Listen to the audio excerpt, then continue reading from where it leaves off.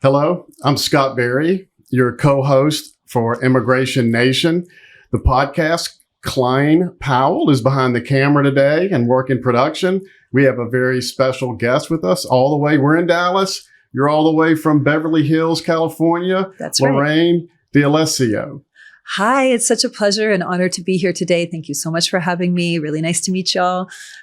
Lorraine, tell them a little bit about your firm.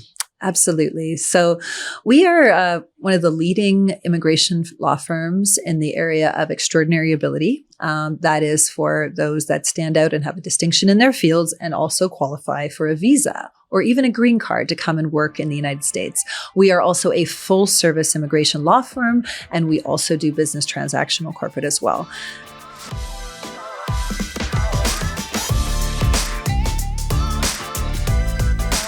The O-1 talks a lot about extraordinary abilities, right? But that's kind of vague. Can you talk a little bit more about who might be a fit for the O-1 and how do you even define extraordinary? Absolutely.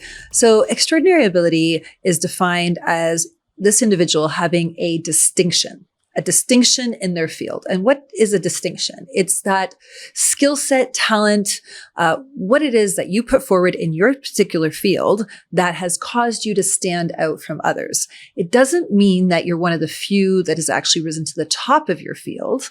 What we're talking about O-1 level is distinction. Green card is one of the few that has risen to the top of the field. But for O-1, what makes you stand apart? And we got to really drill into those details. And it goes across so many disciplines, so many fields, everything from tech, film, television, sports, IT, security, business, circus performers, gymnasts. I mean, the list goes on and on. If you're from a particular field and you stand out in the capabilities and skill set you have, you want to be chatting with an immigration lawyer about whether maybe the O-1 applies to you. So your firm works on several thousand O-1 cases every year. Correct. Over the years, you've probably met some pretty unique people. Yes. And a wide variety of abilities. Yes. Just for fun, share with us some of the unique abilities that people have that might be a good fit for the O-1. Sure. One that a lot of people don't realize is actually social media influencers or esports people, those that are doing things online. Actually, that qualifies under the O-1. And I believe that we were one of the first to actually file a social media influencer case and to comment with our colleagues at our conferences about actually how to execute them and successfully obtain these permits. So I think that is a very interesting one. I would also say for those, you have to be lead and critical in your field to be able to apply for an O-1, but that doesn't necessarily mean that you have to be the best of the best. For example, if you're a film television actor, you want to have named acting roles with speaking roles, but it doesn't necessarily mean that all your credits have to be leads. The definition of lead and critical for the purposes of the O-1 is really, again, that distinction, you standing out from others. So we want to look at it from the immigration perspective, not always from the industry perspective. And so hopefully that helps to widen the gamut for you. Well, immigration is in the news, it seems like every day now, and not all of it is complimentary. We talk about the complexity and how long things are taken and stuff. If someone wanted to petition for like an O-1, like what's the time frame for something like that? Is that something that's super quick or takes years? Like how do they know? Yeah, what's that like? That's a great question. And this goes to the importance of planning out the time frame, the period of which you're going to be doing your filing to the point where you want to be getting that job and working in the United States and then essentially moving. And I will just say before I jump into timelines, on the USCIS website, US immigration website, it states, do not sell your home, rent your property, really do anything until you get your visa in hand. We want to be zealous. We want to be excited about this. We want to get into it and do all this work and everything. But you really shouldn't be actually putting in motion moving plans until the job is done. Okay. So, but anyway, going back to the timeframes. So for normal process cases right now on O-1, so there's a published timeline, and then there's the timeline that we actually experience in practice. Again, another reason why you're going to want a lawyer, assisting you that sees thousands of cases and has this particular expertise. So I would say right now you're looking at anywhere from 3 months to 10, and it can even stretch up to a year. So normal process cases, that's where you're paying $460 to U.S. immigration, and they are processing your case in the normal time frame. If you want to speed up that time frame, you can get your response within 2 weeks, and that is 15-day calendar day turnaround from the point of the receipt that the officer receives the case and receipts the case. That's very important. So then you have the receipt, then you're counting the number of days from that day.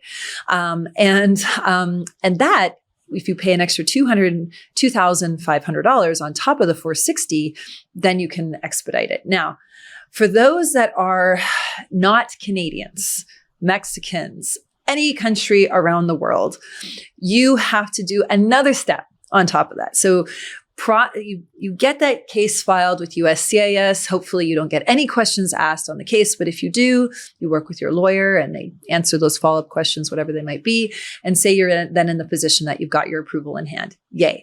Now, the next step is consular. You have to actually go to a U.S. consulate that's close to where you live, and you have to make an application for an official visa stamp in your passport. And this is a vital step of the process. A lot of people don't think about that part. And you have to really think about what areas of the world you're living in and what the state of affairs is at that US consulate. So right now, if you're coming from Russia, it would not be a good idea to try to make an application to the US consulate in Moscow, obviously. If you're in the UK, you want to be checking what their processing times are in order to get a consular appointment. These fluctuate from time to time, and you might be in a situation where you need to have a conversation with your lawyer about where is best to have that interview. And this is why I think it's really important to also assess if your lawyer has expertise on the consular side as well as the agency side, USCIS, because you might have to take a different approach depending on whatever country you're in. So definitely analytical. Now, some people, I would say, actually, no, many, when I do seminars and talks with groups I just finished a whole series of talks with all the unions in Canada. It was my pleasure and honor to do that, from IATSE to the Actors Union. And what I discovered is we asked these big groups, hey, have you guys ever had an issue with the guy with the badge and the gun, meaning a customs officer at the border? And like 3/4 of the room will put up their hand. Yes, we have had issues. A lot of people have had issues when they've come in previously as visitors into America, because these officers are doing their job. They're scrutinizing what you have online. They're checking to see what you've done previously. They want to understand what your intent is when you come to the United States. Is your intent to temporarily visit the United States as a visitor? Or is your intent maybe to try to work on the side? They know what a land of opportunity America is for many people around the world. And they know that temptation is there. I will say, for a lot of influencers, social media influencers, many take advantage of that. They come in and they post on U.S. soil, and they have U.S. clients. They have companies that they're toting their brands, and they're getting paid. So the definition of local productive employment is that you're on U.S. soil doing some kind of activity on U.S. soil, and then you're receiving a compensation either in the immediate, and here's key, or deferred. So what the officers are doing at the border, and why so many people have issues at the border, is because of that dig into the questioning. And let's see if we can find anything on this person, because we really want to make sure that they're really just coming in for a temporary time and then they're going back home and it's not to work. And there can be other things that they're looking for too. Any grounds of admissibility? Has there been cannabis usage anywhere that we can see? Drugs? There's a number of screenings. So with that, set of comments I've made, it's going back to the O-1 visa process. When you look at the consular side and getting your interview done after you get your O-1 or P-1 or O-2, whatever visa you're getting approved on the extraordinary ability side, at the consulate, then you're getting your stamp. The next very important step is to actually enter the border.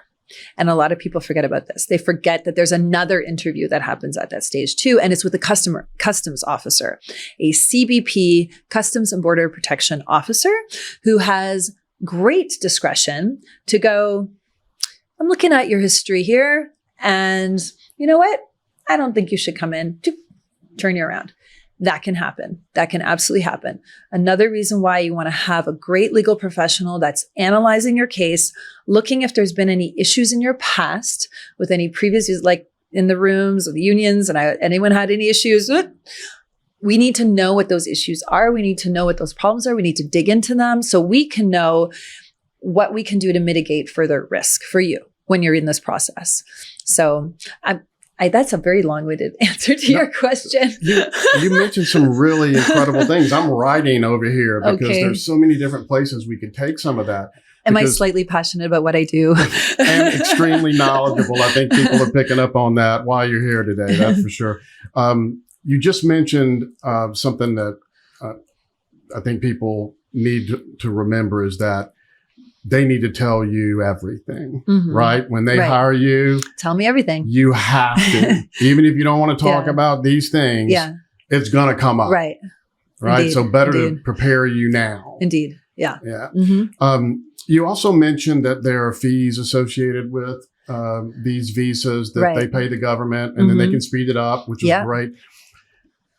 What should they expect from an attorney standpoint? I know you can only speak kind of for your own firm. But I mean, if you think about other immigration firms across the U.S. Right. Every attorney is going to assess the case for the circumstances, its strength, what kind of level of work needs to be put in, all of that. So to some extent, each case is going to be individually assessed for the legal fees on that. There's going to be some standard filing fees that absolutely have to go with the case. Those are always the same pretty much, depending on if you want to expedite or normal, but you also have to have a union opinion, and all the unions have fees and those differentiate per each union.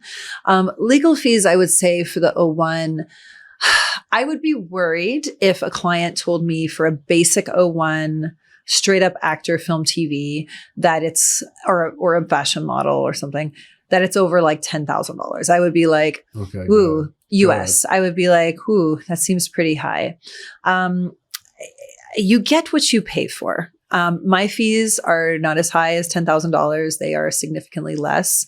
However, you really get what you pay for in this field. And there, you need to do your homework when you're picking the legal team you're going to work with. I would hope that you work with a lawyer, that you have a lawyer on your team. And a lot of people get sort of sucked into this visa processing centers that exist where there is no lawyer. It's actually a bunch of paralegals, which is great. And in some countries like Canada, they can be certified and legal to process work, and that's fine. In America, there is a certain extent of that, but I would still want to see a lawyer on the team there because there is a level of accountability that is unmatched. You know, you are held to the account of the state bar, obviously.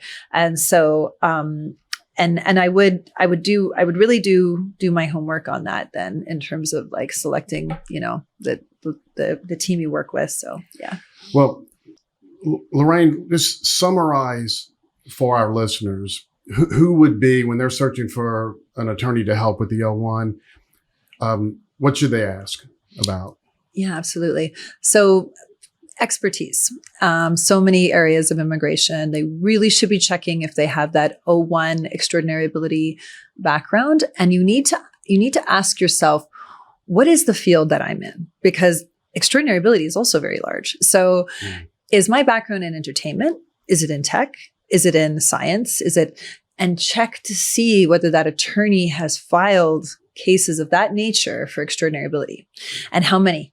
Yep. And not one or two, or I've done it before. Thousands. Right? Yeah. I mean, for me, our firm tends to average around 2,000 a year, a minimum. And that allows us to see a certain amount of patterns and flow with U.S. immigration. We're also very active members of the American Immigration Lawyers Association, and there's a very special group within that organization which focuses on extraordinary ability.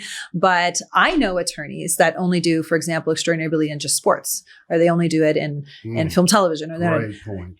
I mean, for us, we have an organization of some 60 incredible legal professionals, with many of them having backgrounds also in these fields. So they really understand what it's like to have to put together these types of applications with portfolios in a very convincing manner. So I would say first, check to see what that attorney's background is, how many cases they filed, what tends to be their approval rate. I wouldn't be doing it based on percentage. I just get a feeling for what it is. Or maybe you could ask how many requests for additional evidence they sometimes get. So follow-up questions on cases. And I would also really hone in on what their experience is with the consular side for extraordinary ability, as well as at the border. Whether you should be traveling by land, whether you should be flying, what port you should be going, what airline would be good to take. These things for me matter for my clients. So I would be addressing those questions as you're going through your mental checklist. Yeah. And with the risk involved, like we talked about, and how small the window is that you're extraordinary from a world-class standpoint, you better choose the right immigration attorney if you want a shot at making this work quickly. Right. Indeed. So now you can certainly see, listeners, why we're so blessed to have Lorraine with us today to talk about the O-1. If people have more questions or would like to talk to you or maybe have a consultation, how could they reach you? Let's go to our website, D'Alessio.law, DALESSIO.law. Excellent. It'd be a wise move, people. Thank you for listening today. Lorraine D'Alessio, thank you so much for making the trip and spending time with us and educating our fan base. My absolute pleasure. Thank you. Thank you for having me. It's an honor. For general information purposes only and is not legal advice. This information is not intended to create, and receipt of it does not constitute an attorney-client relationship.